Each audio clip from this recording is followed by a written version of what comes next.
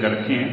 इसमें हम क्या करेंगे, एप्लीकेशन ऑफ ट्रिग्नोमेट्री। जब भी कोई टावर है उससे कोई एंगल बन रहा है, ठीक है, तो उस टाइप के जितने क्वेश्चन मिलेंगे वो सारे बेसिक से अच्छे से और शॉर्ट ट्रिक के साथ में, ठीक है, कंसेप्ट क्लियर होगा इससे अच्छे। देखो हमारे पास क्या है, ये एक हाइट है, वो ये बीसी ट्रायंगल बन रही है यहाँ पर, राइट एंगल बी पे 90 डिग्री, और ए और सी आपके पास क्या मिलेंगे, एक्यूट एंगल मिलेंगे, ठीक है। ए और सी क्या मिलेंगे आपको, एक्यूट एंगल। जब हम इस फिगर की बात करते हैं, फर्स्ट फिगर ये सेकंड फिगर है, इसके बारे में बात करते हैं। ए बी सी ट्रायंगल है, बी एम एन हमको मिल रहा है 90 डिग्री एंगल। जब ये नीचे से देखते हैं तब क्या बनेगा, एंगल ऑफ एलिवेशन। ये पॉइंट आपको क्या करना है, नोट। इस फिगर में सेम, लेकिन इसमें कहां से देख रहा है, नीचे से, ए पॉइंट से देख रहे हैं हम टावर के टॉप को, बेस से देख रहे हैं टावर के टॉप को। ये हमारा क्या है, बेस, ये हमारे पास क्या है, हाइट, या परपेंडिकुलर बोल सकते हैं, ठीक है। और ये हमारे पास क्या है, इसका हाइपोटेनस होता है, ठीक है। अब ये देखो इस फिगर में क्या है, इस फिगर में ये है कि सी पॉइंट के ऊपर कोई बैठा है और वो सी पॉइंट से नीचे की तरफ देख रहा है। कहां देख रहा है, नीचे की तरफ, डाउन, टॉप से डाउन। तब ये एंगल बनेगा एंगल ऑफ डिप्रेशन, समझ गए, एंगल ऑफ डिप्रेशन। अब ये इसके रिगार्डिंग बनेगा, देखो ये एंगल है और ये इसके पैरेलल लाइन है। जब पैरेलल लाइन है तब क्या होगा, जो ये एंगल होगा हमारे पास, ये एंगल इक्वल मिलेंगे, क्योंकि दो लाइन पैरेलल हैं और एसी लाइन आपके पास एक ट्रांसवर्सल लाइन है, तब अल्टरनेट इंटीरियर एंगल आ रहे इक्वल।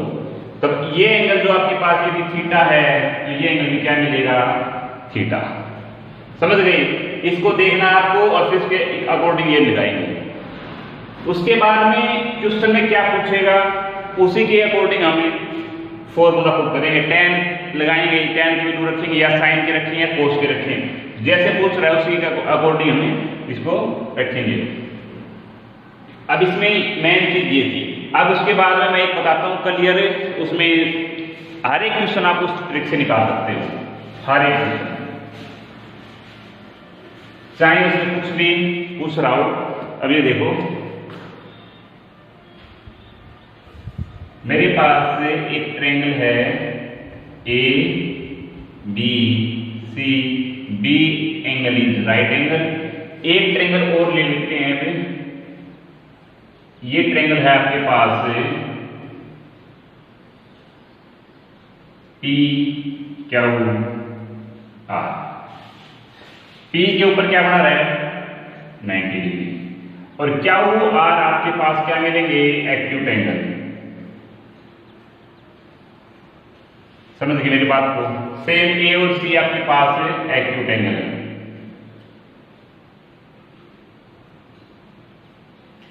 अब सुनो मेरी बात ध्यान से, आपके पास जो भी क्वेश्चन मिलेगा ना, एक एंगल राइट एंगल मिलेगा 90 डिग्री मिलेगा, अदर एंगल या तो आपके पास मिल सकते हैं 30 डिग्री या 60 डिग्री।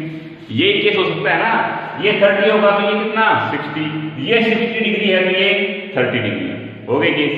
सेकंड में आ गया, ये 90 है तो दोनों एंगल क्या हो सकते हैं 45 45। भाई ये 45 हो सकता है तो ये बचा हुआ एंगल भी आपके पास 45 होगा। समझ गए, दो केस हो गए हमारे पास। अब इसमें देखो वैल्यू याद रख लो आप बस, यदि 30 के सामने कुछ वैल्यू लाइन आपके पास दे रखी है, इतने सेंटीमीटर इतने मीटर का टावर है ये, तब क्या करोगे 30 के सामने यदि 1 है, ठीक है, या x मान लो, a मान लो, b मान, कुछ भी मान सकते हो आप, हमने नंबर में मान लिया 1। 60 के सामने क्या होगा भाई, √3। जब 30 के सामने कोई नंबर है ना, उसकी नंबर की √3 से मल्टीप्लाई कर देंगे ना, हमारे पास 60 डिग्री के सामने जो हमारा बेस होगा वो निकल जाएगा। और 90 के सामने क्या होगा 2 टाइम। यदि हमें ये हाइपोटेनस निकालना है तब क्या करेंगे, 30 के सामने 1 है उसका 2 टाइम्स हो जाएगा आपके पास 90 के सामने जो भी होगी। समझ गए? तीनों वैल्यू को अच्छे से याद कर लो। यदि ये दे रखा है और ये फाइंड आउट करना है तो क्या करेंगे, आपको मन में आ जाएगा। समझ गए? और ये सेम रहेगा, ये आने के बाद इसका 2 टाइम्स ये हो जाएगा। 45 की बात सुन लो। 45 के सामने यदि 1 है तो ये 1 होगा। ये दोनों साइड में क्या मिलेंगी, इक्वल। 45 है, आइसोसेलेस ट्रायंगल बन रही है, यानी कि दोनों एंगल इक्वल है तो दोनों साइड में क्या मिलेंगे, आपको इक्वल मिलेंगी। उसके बाद भी एंगल 90 डिग्री हो गया, दोनों का करेंगे तो ये क्या मिलेगा भी √2। कैसे आया, 1 का स्क्वायर प्लस में 1 का स्क्वायर इक्वल टू r क्या होगा स्क्वायर, 1 1 2 इक्वल टू r क्या होगा स्क्वायर। स्क्वायर को हटाएंगे तो क्या हो जाएगा, √2 इक्वल टू r क्या होगा, तो √2 हो जाएगा भाई।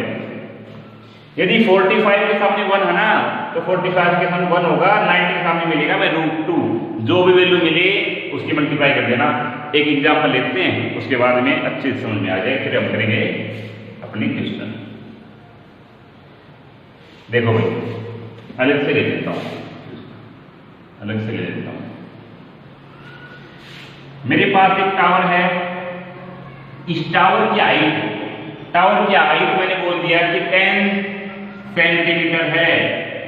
टावर की हाइट 10 सेंटीमीटर है और उसकी जो शैडो है, उसकी शैडो कहां तक जा रही है, इतने तक जा रही है। ठीक है, और मेरे से ये पूछ ले, ये एंगल आपके पास 30 डिग्री बना रही है, ये 90 डिग्री, तो बच्चा भाई क्या होगा भाई 60 डिग्री होगा। अब मेरे से कुछ भी पूछ ले, मैं बता दूं। आप ये देखो, ये पूछ ले कि आप इसकी बेस बताओ कितनी दूर तक ये शैडो किया, टावर की शैडो कहां तक आई, तो मैं क्या करूंगा इसका √2 यानी कि 10 के साथ में मल्टीप्लाई कर दूंगा, √2 हो जाएगा। समझ गई? और यदि मेरे को ये निकालना है कितनी, ये जो इस टावर से इस डिस्टेंस को निकालना 90 के सामने, तो ये हो जाएगा 90। ठीक है, ये ध्यान रखना एंगल ऑफ एलिवेशन है ये। समझ गए मेरी बात को? एक 45 का बता देता हूं और एक एग्जांपल। जब ये आपके पास 45 है, ये 45 दे रखा है, ये 90, यदि ये 10 है ये क्या होगा 10 और ये क्या हो जाएगा 10√2। बस सिंपल है। सेम बिल्कुल इजी वे से इस ट्रिक से आप हर एक क्वेश्चन एक एक क्वेश्चन निकाल सकते हो। ठीक है ना? अब हम करेंगे क्वेश्चन पे, करो नोट डाउन इसको।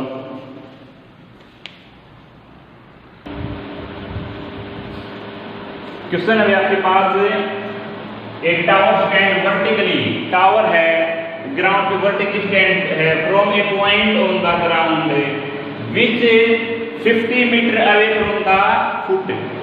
ठीक है, of the tower, the angle of elevation of the top of the tower is कितना डिग्री है 60 डिग्री भाई। और हाइट ऑफ द टावर हमें क्या निकालनी है, और यहां हमें देखो इस टाइप के क्वेश्चन क्या होते हैं, स्टेटमेंट में बड़े होते हैं लेकिन आंसर है बिल्कुल। ये देखो फिगर बनाते हैं, ये बोल रहे टावर है, टावर हमने ले लिया नाम ये ABC 90 डिग्री एंगल बनाएगा टावर। ठीक है भाई। अब ये बोल रहा है कि 50 meter away from the foot of the tower, tower का फुट तो ये है, इससे 50 मीटर अवे, ये हो जाएगा 50 मीटर अवे। और अब बोल रहा है कि the angle of elevation of the top of the tower, तो एंगल ऑफ एलिवेशन मतलब ये कितना डिग्री 60 डिग्री, ये 90 डिग्री है, ये 60 है, तो ये कितना बचा रहे हैं 30 डिग्री। समझ गए मेरी बात को? कितना आया 30 डिग्री आया।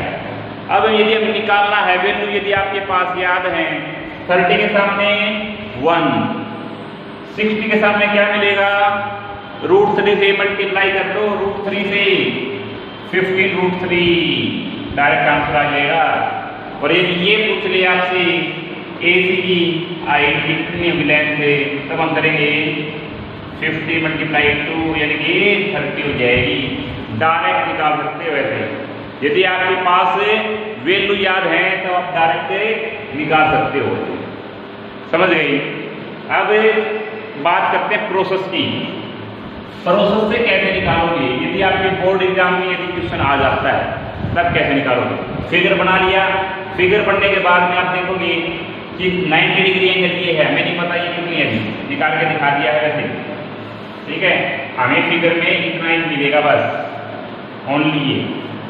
अब मेरे को ये बताओ, क्या लेंगे tan थीटा, tan थीटा क्या मिलेगा भाई हमें, tan थीटा होता है परपेंडिकुलर अपॉन में बेस, परपेंडिकुलर क्या है BC अपॉन में बेस ऑफ AB, और BC की वैल्यू हमें पता नहीं निकालनी है, AC की AB की पता है हमें 50 मीटर। tan थीटा की वैल्यू कितनी है 60 डिग्री, और ये BC अपॉन में 15।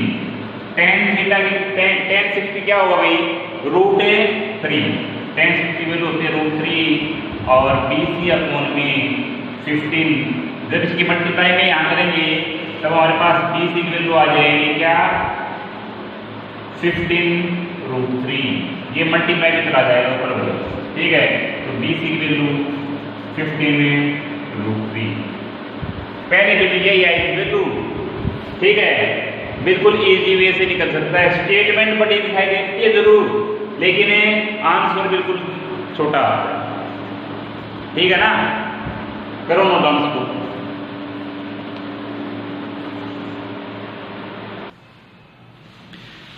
नेक्स्ट क्वेश्चन है भाई, a circle artic of the climbing a 20 metre long rope, 20 metre long rope है, is tightly stretched and tied from the top of a vertical pole to the ground. Find the height of the pole. Pole की height find out करनी है हमें, ठीक है। Angle made by the rope and ground level 30 degree. Same ये figure हो गया, A ये B और ये C। B is right angle, और A और C आपके पास क्या है एक्यूट एंगल। ए एंगल आपको दे रखा है भाई ग्राउंड से 30 डिग्री। BC आपके पास क्या है, पोल है, पोल की हाइट होगी BC आपके पास, और ये आपके पास दे रखी है रोप की 20 मीटर। अब उसके सामने निकालो, देखो 30 के सामने 1, 60 के सामने क्या मिलेगा आपको √3, और ये 2 है। 2 की वैल्यू क्या दे रखी है आपको 20 मीटर, 1 की क्या मिलेगी 20/2 यानी कि 10 मीटर। तो हाइट क्या मिल जाएगी आपको 10 मीटर हाइट निकालोगे, ठीक है। और इसकी 10√3 हो जाएगा बेस। समझ गए, डायरेक्ट ऐसे निकलेगा। अब प्रोसेस से आते हैं, देखो हमें हाइट निकालनी इसकी, पोल क्या है, पोल की हाइट क्या निकालेंगे, tan थीटा इक्वल टू क्या होगा परपेंडिकुलर कोण में बेस, परपेंडिकुलर आपके पास BC, ये आपको फाइंड आउट करनी है, और ये है आपके पास AB बेस में। BC आपको निकालनी है, AB आपके पास दे रखी है, AB नहीं दे रखी, AB नहीं दे रखी है, दे रखे में AC। तब निकालेंगे AC, निकालेंगे किसके अकॉर्डिंग है sin थीटा, sin थीटा, और sin थीटा क्या होगा परपेंडिकुलर कोण में हाइपोटेनस होगा भाई, sin थीटा होगा परपेंडिकुलर कोण हाइपोटेनस, परपेंडिकुलर है BC कोण में हाइपोटेनस है AC।